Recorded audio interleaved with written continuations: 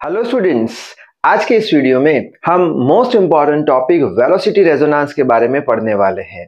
ये topic university exam के लिए बहुत ही ज्यादा पॉपुलर क्वेश्चन है।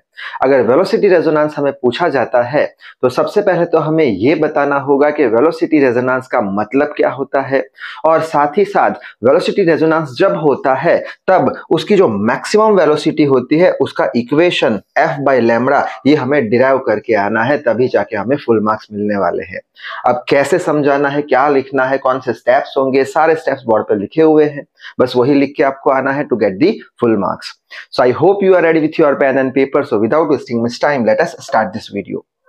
तो सबसे पहले तो वेलोसिटी रेजोनेंस समझने से पहले इसका जस्ट पिछले वीडियो का थोड़ा बहुत रिकैप देख लेते हैं, क्योंकि इसके जस्ट पिछले वीडियो में हमने एम्पलीट्यूड रेजोनेंस के बारे में पढ़ा था। अब एम्पलीट्यूड रेजोनेंस यानी क्या, अगर आपको याद हो तो एम्पलीट्यूड रेजोनेंस यानी जब नेचुरल फ्रीक्वेंसी, जिसको हम ओमेगा नॉट बोलते थे, जब नेचुरल फ्रीक्वेंसी जो अप्लाइड फोर्स फ्रीक्वेंसी है उसके बराबर हो जाए तब उसका एम्पलीट्यूड जो होता था वो मैक्सिमम हो जाता था, यानी मैक्सिमम एम्पलीट्यूड से वो वाइब्रेट करता था और सिस्टम हमारा टूट जाता था, फेल हो जाता था। एज फॉर एग्जाम्पल सपोज करते हैं कि यहाँ पे एक झूला लटकाया हुआ है, यहाँ पे एक इंसान है, यहाँ पे झूला झूल रहा है कुछ उसकी नेचुरल फ्रीक्वेंसी के साथ, जैसे कि एक बार धक्का मार दिया बाद में छोड़ दिया उसको, तो कुछ उसकी नेचुरल फ्रीक्वेंसी होगी। नेचुरल फ्रीक्वेंसी को बोल देंगे ओमेगा नॉट या एफ नॉट। कितनी लिख ले, सपोज करते हैं 2 है इसकी नेचुरल फ्रीक्वेंसी। अब हम क्या कर रहे हैं, बाहर से इसको अप्लाइड फोर्स दे रहे हैं तो उसकी कुछ पीरियोडिक फोर्स की फ्रीक्वेंसी होगी, तो वो बाहर से जो हम फोर्स इसको धक्का मार रहे हैं झूलने के लिए वो सपोज करते हैं 5 के बराबर है। ठीक है, यानी कि जब ये अपनी नेचुरल फ्रीक्वेंसी 2 से झूल रहा है ओमेगा नॉट से और बाहर से हम 5 का दे रहे हैं, तो क्या होगा, धीरे धीरे इसका वेलोसिटी बढ़ता जाएगा और बढ़ते बढ़ते इसका वेलोसिटी मैक्सिमम हो जाएगा और एम्पलीट्यूड भी मैक्सिमम हो जाएगा। कब मैक्सिमम हो जाएगा, जब इसका वैल्यू बढ़ते बढ़ते 5 हो जाए, यानी जब ओमेगा का वैल्यू ओमेगा नॉट के बराबर हो जाए तब क्या हो जाएगा, वेलोसिटी मैक्सिमम हो जाएगी, एम्पलीट्यूड मैक्सिमम हो जाएगा और झूला टूट जाएगा। इसे हम बोलते हैं एम्पलीट्यूड रेजोनेंस। अब क्वेश्चन आएगा कि तो फिर सर वेलोसिटी रेजोनेंस यानी क्या। वेलोसिटी रेजोनेंस यानी क्या कि वापस से जब omega is equal to omega naught होगा तब समय के साथ ये नेचुरल फ्रीक्वेंसी बढ़ती जाएगी। ठीक है, बढ़ते बढ़ते कितनी हो जाएगी, ओमेगा बराबर ओमेगा नॉट हो जाएगी, तब जो सिस्टम है अपनी मैक्सिमम वेलोसिटी के साथ वाइब्रेट करेगा और ये कंडीशन को हम बोल देंगे वेलोसिटी रेजोनेंस। तो वही बात यहाँ पे लिखी है, क्या, when velocity changes with time, जब वेलोसिटी समय के साथ चेंज होती रहेगी, यानी यहाँ फ्रीक्वेंसी बढ़ रही है 2 से 5 हो रही है, इसके बराबर हो रही है, तो समय के साथ उसका वेलोसिटी बढ़ता जाएगा। ठीक है, बढ़ता जाएगा और मैक्सिमम हो जाएगा। मैक्सिमम कब हो जाएगा, जब ओमेगा बराबर ओमेगा नॉट हो जाएगा। ये कंडीशन को हम क्या बोलते हैं, वेलोसिटी रेजोनेंस। तो आई होप वेलोसिटी रेजोनेंस क्या है आपको समझ में आ चुका होगा। अब इसके बाद हमें एक ही पॉइंट पे फोकस करना है, क्या, कि मैक्सिमम वेलोसिटी कितनी होगी, जो कि अभी अभी हमने देखा कितनी होगी, इतनी होगी F बाय लैम्ब्डा। बस तो इसका डेरिवेशन करना है हमें, तो हम क्या बोल देंगे कि मैक्सिमम वेलोसिटी अब ढूंढनी है, तो यहाँ पे लिखा है फाइंड मैक्सिमम वेलोसिटी। कब ढूंढनी है, जब ओमेगा बराबर ओमेगा नॉट होगा, तभी तो समय के साथ ये बढ़ता जाएगा, फ्रीक्वेंसी इसके बराबर हो जाएगा, समय के साथ वेलोसिटी भी बढ़ती जाएगी, मैक्सिमम हो जाएगी कब, ओमेगा बराबर ओमेगा नॉट पे। तो अब हम ढूंढ लेते हैं वेलोसिटी कितनी होगी, मैक्सिमम वेलोसिटी कितनी होगी ओमेगा बराबर ओमेगा नॉट पे। तो वेलोसिटी रेजोनेंस का डेरिवेशन स्टार्ट करने से पहले हमें कुछ ये 3 इक्वेशन याद रखने जरूरी है। हमारे सिलेबस में इंजीनियरिंग स्टूडेंट्स के लिए मैं बोल रहा हूं, या ये 3 इक्वेशन के डेरिवेशन या फिर प्रूफ है नहीं, बीएससी स्टूडेंट्स के लिए ये 3 डेरिवेशन है। तो अगर आपको इन 3 इक्वेशन के डेरिवेशन चाहिए तो कमेंट में बता देना। फिलहाल ये टॉपिक के अंदर तो हमें डायरेक्ट ये इक्वेशन लिखने हैं, याद रखने हैं और कुछ नहीं करना। तो वेलोसिटी रेजोनेंस के लिए पहला तो इक्वेशन आएगा, जब वेलोसिटी रेजोनेंस होगा तब डिस्प्लेसमेंट कितना होगा। तो डिस्प्लेसमेंट x का इक्वेशन हम लिख लेंगे x naught into sine omega T minus phi, जहां पे एक्स नॉट जो है वो है मैक्सिमम डिस्प्लेसमेंट। मैक्सिमम डिस्प्लेसमेंट का इक्वेशन ये वाला हमें याद रखना पड़ेगा, F naught divided by omega naught square minus omega square पूरे का square plus 4r square omega square, जहां पे r जो है वो कांस्टेंट है, ये भी एक constant external force apply frequency है। ठीक है, तो एक्स नॉट का ये इक्वेशन याद हो गया हमें। बाद में ये हमारा क्या होता था, इनिशियल फेज होता था और ये पूरा फेज होता था। तो इनिशियल फेज का भी हमें इक्वेशन याद रखना है, कौन सा, phi is equal to tan inverse 2r omega divided by omega naught square minus omega square. तो बस ये तीन इक्वेशन को हम याद कर देंगे, क्योंकि ये तीन इक्वेशन के बेस पे ही हम डेरिवेशन आगे बढ़ा सकते हैं। कौन से तीन इक्वेशन, डिस्प्लेसमेंट का याद रख लेना, ये हो गया हमारा मैक्सिमम डिस्प्लेसमेंट एम्पलीट्यूड जो होता है डिस्प्लेसमेंट का एक्स नॉट, और ये इनिशियल फेज का, बस ये तीन इक्वेशन हम याद रख लेंगे। हमें चाहिए क्या, हमें मैक्सिमम वेलोसिटी का इक्वेशन चाहिए जब रेजोनेंस होता है ओमेगा बराबर ओमेगा नॉट पे। तो क्या हम ढूंढ पाएंगे, जरूर से ढूंढ पाएंगे। क्यों, क्योंकि हमारे पास क्या है, डिस्प्लेसमेंट का इक्वेशन है, डिस्प्लेसमेंट का इक्वेशन है हमारे पास, इसको अगर टाइम के रिस्पेक्ट में डिफरेंशिएट कराएंगे, ये जो हमारा डिस्प्लेसमेंट का इक्वेशन है, ये वाला जो इक्वेशन है, उसको अगर टाइम के रिस्पेक्ट में डिफरेंशिएट कराएंगे तो हमें क्या मिल जाएगा, वेलोसिटी मिल जाएगा। कैसे, ऊपर क्या है हमारा एक्स यानी डिस्प्लेसमेंट यानी मीटर, नीचे क्या है टाइम यानी सेकंड, तो मीटर पर सेकंड किसका यूनिट होता है, वेलोसिटी का यूनिट होता है। तो एक बात तो समझ में आ गई हमें, क्या कि ये जो डिस्प्लेसमेंट का इक्वेशन है ये वाला, उसको डिफरेंशिएट करा दो टाइम के रिस्पेक्ट में तो वेलोसिटी मिल जाएगी। तो बस वही बात यहाँ पे बोर्ड पे लिखी है, वेलोसिटी चाहिए, क्या करेंगे, टाइम के रिस्पेक्ट में डिफरेंशिएट कराएंगे किसको, डिस्प्लेसमेंट को, एक्स को। तो D by D T of displacement का अभी इक्वेशन हमने देखा था, x not sign omega T minus five, इसका डिफरेंशिएशन करेंगे। तो सबसे पहला डिफरेंशिएशन में क्या हमें पता है, जो भी कांस्टेंट टर्म है उसको डिफरेंशिएशन से बाहर निकाल दो। ये हो गया हमारा मैक्सिमम एम्पलीट्यूड जो कि कांस्टेंट रहेगा डिस्प्लेसमेंट का, इसको डिफरेंशिएशन से बाहर निकाल दिया, यहाँ पे बचा क्या, sign omega T minus five का डिफरेंशिएशन। ठीक है, अब सपोज करते हैं पूरा टर्म किसके बराबर है, एक्स के बराबर है, तो साइन एक्स का डिफरेंशिएशन क्या हो जाएगा, कॉस एक्स। तो वही लिखा है, X naught as it is लिख लिया, साइन एक्स का डिफरेंशिएशन कॉस एक्स, एक्स क्या है ओमेगा टी माइनस फाइव। और साथ ही साथ हमें यह भी पता है कि जिसको हम एक्स मान रहे हैं उसका वापस से डिफरेंशिएशन कराना जरूरी है। इसको हमने एक्स माना था, एक्स मान के साइन का कॉस एक्स कर दिया था, जो एक्स माना उसका वापस से डिफरेंशिएशन टाइम के रिस्पेक्ट में हमने करा दिया। ठीक है, बात समझ में आ गई। आगे बढ़ लेते हैं, एक्स नॉट ऐसे ही लिख लिया, cos omega T minus five वापस से ऐसे ही लिख लिया। अब सेपरेट कर देंगे डिफरेंशिएशन कैसे, D by D T of omega T, एक सेपरेट हो गया, माइनस साइन है माइनस लगा दिया, और D by D T of five लगा दिया। ठीक है, आगे बढ़ लेते हैं, X naught cos omega T minus five as it is लिख लिया। यहाँ पे क्या हम करते हैं, डिफरेंशिएशन में कांस्टेंट को बाहर निकालते हैं, ओमेगा एक्सटर्नल अप्लाइड फोर्स की फ्रीक्वेंसी है जो कि कांस्टेंट है, बाहर निकाल दिया, बचा D by D T of T, और फाइव क्या है, इनिशियल फेज यानी टी बराबर 0 पे कहाँ होगा पार्टिकल, तो ये क्या हो गया, कांस्टेंट हो गया, कांस्टेंट का डिफरेंशिएशन हमेशा 0। आगे बढ़ लेते हैं, यहाँ पे वापस से x naught cos omega T minus five लिख लिया, ये ओमेगा एज इट इज रहा, बाहर है, टी का with respect to T differentiation 1 होता है, तो ये पूरा टर्म 1 हो गया, बचा क्या, ओमेगा, ओमेगा को हमने यहाँ पे लिख लिया। ठीक है, अब यहाँ पे हमें मिल चुका है किसका इक्वेशन, वेलोसिटी का इक्वेशन। अब ये वेलोसिटी का इक्वेशन किसके टर्म में है, कॉस के टर्म में है। हमारा डिस्प्लेसमेंट का इक्वेशन किसके टर्म में था, अगर याद हो तो एक्स का इक्वेशन ये रहा, साइन के टर्म में है, ये साइन के टर्म में, ये कॉस के टर्म में, कंपेयर हो नहीं पाएगा। तो कंपेयर कराने के लिए ये जो साइन है ये यहाँ पे भी साइन हमें लाना पड़ेगा, यानी कि डिस्प्लेसमेंट का इक्वेशन भी साइन में और वेलोसिटी का इक्वेशन भी साइन में। तो साइन में कैसे कन्वर्ट करेंगे, तो कुछ नहीं करेंगे, साइन लिख लेंगे, omega T minus five plus pi by 2 लगा देंगे। अब प्लस पाई बाई 2 लगाया यानी क्या हो गया, ये पूरा सपोज करते हैं theta, theta plus pi by 2 या पाई by 2 plus theta, second quadrant में आएगा।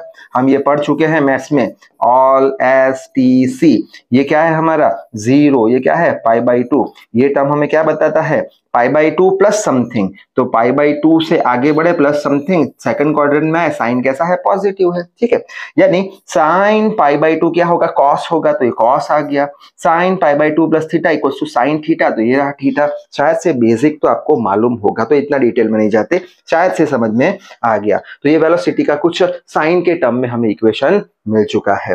अब आगे बढ़ लेते हैं, अब ये जो टर्म हमने लिखी है इसको हम क्या करेंगे, यहाँ पे ब्रैकेट लगाएंगे, तो ये अंदर माइनस माइनस आ जाएगा, तो वही किया है, omega X not sign omega T minus bracket लगाया तो अंदर माइनस आ गया, ये माइनस फाई को लगेगा, ब्रैकेट निकालेंगे तो प्लस आ जाएगा, तो वापस से यही टर्म आ जाएगी। आई होप समझ में आ गया होगा। बस अब ये जो ओमेगा एक्स नॉट है उसे हम वी नॉट बोल देंगे। वी नॉट बराबर क्या हो गया, omega X naught. V naught क्या है, मैक्सिमम एम्पलीट्यूड है किसका, वेलोसिटी का, जब रेजोनेंस हो रहा है।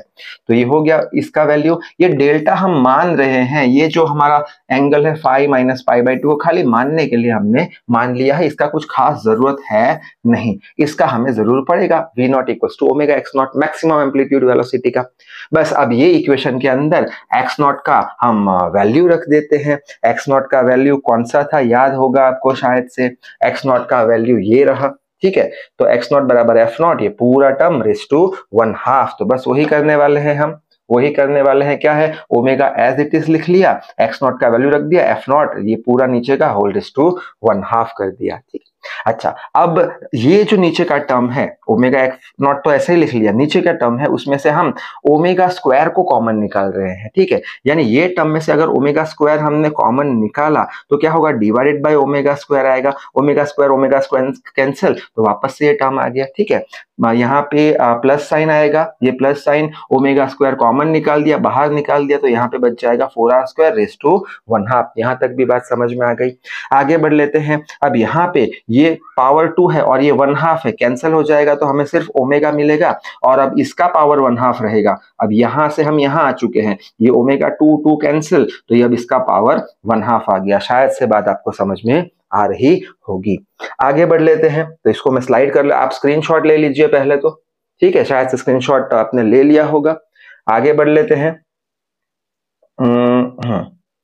आगे बढ़ लेते हैं। यहाँ पे ये हमारा यहाँ तक पहुंच गए, ओमेगा से ओमेगा कैंसिल कर देंगे हम, ओमेगा से ओमेगा, तो क्या आ जाएगा, F naught divided by omega square, as it is पूरा टर्म हमने लिख लिया। अब दूसरी बात, ये जो एफ नॉट है, ये जो एफ नॉट है, इसे हम capital F naught by M बोलते हैं, यानी कि यूनिट मास पे कितना पीरियोडिक फोर्स हम लगा रहे हैं। ये फ्रीक्वेंसी के टर्म में था, ये फोर्स के टर्म में हमने कन्वर्ट कर दिया, तो एफ नॉट को हमने क्या लिख लिया, एफ नॉट बाय एम लिख लिया, ठीक है। एफ नॉट बाय एम लिख लिया हमने। आगे बढ़ लेते हैं। अब एफ नॉट बाई एम लिखा हमने, तो ये एम को नीचे रख दिया, तो एफ नॉट बाई एम आ गया, ये ओमेगा स्क्वायर पूरा इक्वेशन आ गया। ये इंपॉर्टेंट इक्वेशन है, लेकिन ये मैक्सिमम एम्पलीट्यूड का इक्वेशन है नहीं। तो ये इक्वेशन को हम दूसरी स्लाइड में रिपीट करते हैं, यही इक्वेशन को। तो यहाँ पे मैंने क्या लिखा है, वी हैव, ये वाला इक्वेशन हमारे पास है, इसको हम इक्वेशन 1 बोल देंगे। अब यहाँ पे ये जो वेलोसिटी है, ये मैक्सिमम कब होगा, तो हम बोल देंगे कि जब ये मिनिमम टर्म हो जाएगा, ये नीचे का टर्म जो है जब ये मिनिमम होगा तभी तो ये मैक्सिमम होगा। हमको चाहिए क्या, हमको मैक्सिमम वेलोसिटी चाहिए, रेजोनेंस कंडीशन होगी तब। किसकी, वेलोसिटी रेजोनेंस की, कब, ओमेगा बराबर ओमेगा नॉट पे। वापस एक बार चेक कर लेते हैं, हमारा फर्स्ट स्लाइड में हमने क्या देखा था, रेजोनेंस यानी क्या, ओमेगा बराबर ओमेगा नॉट पे क्या होता है, वेलोसिटी मैक्सिमम होती है। और वेलोसिटी अगर मैक्सिमम चाहिए हमें, वेलोसिटी अगर मैक्सिमम चाहिए हमें, ये टर्म मैक्सिमम चाहिए, तो नीचे की टर्म को कैसा होना पड़ेगा, मिनिमम होना पड़ेगा, जीरो नहीं, मिनिमम होना पड़ेगा। जीरो होगा तो इक्वेशन इनफाइनाइट हो जाएगा, ठीक है। तो ये नीचे का टर्म मिनिमम चाहिए हमें, तब जाके ये मैक्सिमम होगा। वही बात लिखी है कि इफ ये वाला जो टर्म है, ये पूरा टर्म जो है वो अगर मिनिमम होगा तभी मैक्सिमम वेलोसिटी होगा, ठीक है। अब क्या करेंगे, ये टर्म को मिनिमम कैसे बनाएंगे, कैसे प्रिडिक्ट करेंगे मिनिमम कितना होगा, तो उसके लिए हमें क्लास 12 का मैक्सिमम मिनिमा वाला कॉन्सेप्ट अप्लाई करना पड़ेगा। क्या था मैक्सिमम मिनिमा वाला कॉन्सेप्ट, अगर आपको याद हो तो, कि अगर इसको हमें मैक्सिमम बनाना है तो ये मिनिमम होना चाहिए। ये किस पे डिपेंड करता है, मैक्सिमम वेलोसिटी किस पे डिपेंड करती है, जब ओमेगा बराबर ओमेगा नॉट हो, यानी कि ये वेलोसिटी मैक्सिमम होगी, किस पे डिपेंड करेगी, ओमेगा पे डिपेंड करेगी, ठीक है। यानी कि ये नीचे की टर्म को अगर हम with respect to omega differentiate करा दे, वापस एक बार, ये जो नीचे की टर्म है, ये जो नीचे की टर्म है, इसको हम ओमेगा के रिस्पेक्ट में डिफरेंशिएट करा दे, और जीरो के साथ इक्वेट करा दे तब ये वाली टर्म मिनिमम हो जाएगी और ये मैक्सिमम हो जाएगा। ये वाली टर्म मिनिमम हो गई यानी इसको क्या बोल देंगे हम, मिनिमा बोल देंगे। शायद से मिनिमा का मतलब आपको समझ में आ गया होगा। मिनिमा यानी क्या, जो टर्म हमको मैक्सिमम चाहिए, ठीक है, वो किस पे डिपेंड करती है, ओमेगा पे डिपेंड करती है। तो हम क्या करेंगे, ये टर्म को मिनिमम बनाने के लिए ये टर्म को ओमेगा के साथ डिफरेंशिएट करा देंगे और जीरो के साथ इक्वेट कर देंगे, तो ये नीचे की टर्म मिनिमम हो जाएगी, ये हमारा मैक्सिमम वेलोसिटी मिल जाएगा, बोल देंगे वेलोसिटी रेजोनेंस। ठीक है, अच्छा, तो ये हो गया, डिफरेंशिएट करा दिया, इक्वल टू जीरो करा दिया। बस अब क्या करेंगे, यहाँ पे डिफरेंशिएशन करेंगे, तो डिफरेंशिएशन में m कांस्टेंट है, मास ऑफ बॉडी, तो बाहर निकाल दिया यहाँ पे, बाकी का एज इट इज लिख लिया। अब ये मास है, ये मल्टीप्लीकेशन में है तो नीचे कर दिया एंड जीरो डिवाइडेड मास आ गया तो जीरो हो गया, यानी मास यहाँ से अब निकल चुका है। आगे बढ़ लेते हैं। अब क्या बचा, D by D omega of ये पूरा टर्म का डिफरेंशिएशन, प्लस साइन है तो plus sign D by D omega of 4r², यानी डिफरेंशिएशन हमने सेपरेट कर दी, इसको डिफरेंशिएट कराया अलग से, इसको डिफरेंशिएट कराया अलग से और जीरो के साथ इक्वेट कर दिया। ठीक है, आगे बढ़ लेते हैं। अब ये जो पूरा टर्म है omega naught square minus omega square by omega, इसको हम क्या मान लेते हैं, एक्स मान लेते हैं, यानी ये क्या हो गया, एक्स स्क्वायर का डिफरेंशिएशन। एक्स स्क्वायर का डिफरेंशिएशन कितना होता है, याद हो तो आपको, D by D X of X square 2x raise to 2 minus 1, ठीक है, याद है 2x रेस टू 1 होता है, तो बस वही किया है। ये पूरा टर्म x मान लिया तो इसका डिफरेंशिएशन 2 आगे जाएगा, ये पूरा x लिख लिया, रेस टू 1 आ गया। और दूसरी बात, जिसको हमने x माना है उसका वापस से डिफरेंशिएशन करना पड़ेगा हमको, अभी देखा हमने वापस से डिफरेंशिएशन किया जिसको हमने x माना था, और जीरो तो एज इट इज यहाँ पे रखा है। ठीक है, दूसरी एक बात कि यहाँ पे ये जो d बाई डी ओमेगा, इसका जो डिफरेंशिएशन है 4r² का, वो जीरो हो जाएगा। क्यों जीरो हो जाएगा, 4 कांस्टेंट है, r कांस्टेंट है, आगे ही देख लिया हमने, r कांस्टेंट है, 4 कांस्टेंट है, कांस्टेंट का डिफरेंशिएशन हमेशा जीरो, तो मैंने लिखा नहीं है। इन शॉर्ट यहाँ पे 2x रेस टू 1 कर दिया, 2x रेस टू 1 जो x था उसका वापस से डिफरेंशिएशन किया, ये जीरो हो गया, इक्वल टू जीरो कर दिया। ठीक है, अच्छा, आगे बढ़ लेते हैं। अब क्या करेंगे, यहाँ पे हम वापस से सेपरेट दे देंगे, तो ये वाला टर्म तो एज इट इज लिख लिया, ये वाला टर्म एज इट इज लिख लिया। अब क्या करेंगे, omega naught square by omega है तो D by D omega of omega naught square by omega, शायद से समझ में आया होगा ये टर्म कैसे लिखा। ठीक है, ये क्या है, कहाँ लिखा जाए, यहाँ पे omega naught square minus omega square divided by क्या है, ओमेगा है, तो इसको हम क्या लिख सकते हैं, इसको हम लिख सकते हैं omega naught square by omega minus omega square by omega. तो बस वही चीज रखी है, सेपरेट किया है दोनों को डिफरेंशिएशन में, D by D omega of, इसके नीचे ये माइनस साइन, इसके नीचे ये बराबर जीरो। ठीक है, आगे बढ़ लेते हैं। अब ये एज इट इज हमने लिख लिया यहाँ पे। अब यहाँ पे हम क्या करेंगे, ओमेगा नॉट को बाहर निकाल दिया, कांस्टेंट है इसलिए 1 अपॉन ओमेगा का डिफरेंशिएशन होता है माइनस 1 अपॉन ओमेगा स्क्वायर। वापस एक बार यहाँ पे देख लेते हैं, ये क्या है, 1 अपॉन एक्स मान लेते हैं। ठीक है, 1 अपॉन एक्स को हम क्या लिख सकते हैं, एक्स रेस टू माइनस 1 लिख सकते हैं, ओमेगा रेस टू माइनस 1 लिख सकते हैं। इसका डिफरेंशिएशन क्या होगा, minus 1 X raise to minus 1 minus 2 हो जाएगा। इसको हम क्या लिख पाएंगे, माइनस साइन लगा दी, 1 अपॉन एक्स का स्क्वायर आ जाएगा, तो 1 अपॉन ओमेगा का स्क्वायर आ जाएगा। आई होप बात समझ में आ रही है। अब यहाँ पे एक ओमेगा कैंसिल, तो यहाँ पे D omega by D omega आएगा तो 1 आंसर आ जाएगा, तो माइनस साइन के साथ 1 रख दिया, जीरो हो गया। बस अब यहाँ पे ये 2 को हम नीचे ले जाएंगे, 0 डिवाइड बाई 2 जीरो हो जाएगा। ये पूरा टर्म है, ये पूरा टर्म, इसको भी मल्टीप्लाई में है तो डिवाइड में कर देंगे, तो 0 डिवाइड बाई ये टर्म 0 हो जाएगा। तो बचा क्या, ये वाला term omega naught square minus omega square divide by omega बराबर जीरो। अब ये ओमेगा को भी यहाँ ले गए तो बचा क्या, omega square minus omega naught square is equal to zero. ठीक है, दोनों को स्क्वायर निकाल दिया और ये साइड माइनस साइन यहाँ रख दी तो प्लस हो गया, यानी ओमेगा नॉट बराबर यहाँ पे मिस्टेक किया मैंने लिखने में, सॉरी, यहाँ पे मिस्टेक हो गया। क्या है, ओमेगा, यहाँ पे क्या आ जाएगा, omega naught is equal to, ये वहां चला गया तो ओमेगा आ गया। ये चीज हमको क्या बताता है, ये चीज हमें ये बताता है कि जब ओमेगा बराबर ओमेगा नॉट होगा, यानी कि natural frequency external applied force की फ्रीक्वेंसी के बराबर होगी, तभी तो समय के साथ वेलोसिटी मैक्सिमम होगा, तभी तो वेलोसिटी जो है मैक्सिमम होगा, तभी तो मैक्सिमम रेजोनेंस मिलेगा। यानी कि ये इक्वेशन 1 में हमें एक कंडीशन मिल चुकी है, कौन सी, कि अगर ये इक्वेशन 1 में हम ओमेगा नॉट बराबर ओमेगा रखते हैं तब जाके ये मिनिमम होगा, यानी ये मैक्सिमम हो जाएगा। ठीक, बस तो अब नेक्स्ट स्टेप में क्या करेंगे, इक्वेशन 1 में ये वाला वैल्यू हम रख देंगे, तो वही हम करने जा रहे हैं। इक्वेशन 1 कौन सा था हमारा, इक्वेशन 1 कौन सा था, इक्वेशन 1 था हमारा इक्वेशन 1 था, ये रहा, ये हमारा इक्वेशन 1 था जिसमें ये मिनिमम किया था हमने, ठीक है। और बाद में हमें क्या मिला था, कंडीशन मिला था ओमेगा बराबर ओमेगा नॉट पे, ये मिनिमम होगा और ये मैक्सिमम होगा। तो बस यही ओमेगा बराबर ओमेगा नॉट यहाँ पे रख देते हैं। तो यहाँ पे लिख लिया एफ नॉट एम, ये ओमेगा नॉट की जगह omega square as it is omega, ये पूरा omega square minus omega square 0 हो जाएगा, तो ये टर्म पूरा 0 हो गया। एम में बचा 4r स्क्वायर बचा, पावर 1/2 बच गया। अब यही टर्म को हम ऐसे लिख सकते हैं एम 4 यानी 2 का square, r square raise to 1/2, सब में से 2 कैंसिल हो जाएंगे, तो F naught divide by M into 2r आ जाएगा। F naught divide by M, अब ये 2r को हम लिखते हैं लैम्बडा बाई एम, 2r को क्या लिखते हैं, लैम्बडा बाई एम। जैसे कि अगर आपको याद हो तो ओमेगा स्क्वायर को हम लिखते थे k बाई एम, ऐसे ही हम ये जो हमारा 2r है वेलोसिटी रेजोनेंस के लिए उसको लिखेंगे लैम्बडा बाई एम, ठीक है। बस अब यहाँ पे ये v naught is equals to F by lambda prove हो गया, क्यों, ये m से m कैंसिल हो गया। तो यही हमें प्रूव करना था। ये क्या मिल चुका है हमें, मैक्सिमम वेलोसिटी का इक्वेशन जब रेजोनेंस होता है, कब रेजोनेंस होता है, ओमेगा बराबर ओमेगा नॉट के साथ, समय के साथ जब वेलोसिटी बढ़ जाता है और ओमेगा नॉट बराबर ओमेगा हो जाता है, तब हमें मैक्सिमम वेलोसिटी मिलेगा एफ बाई लैम्बडा।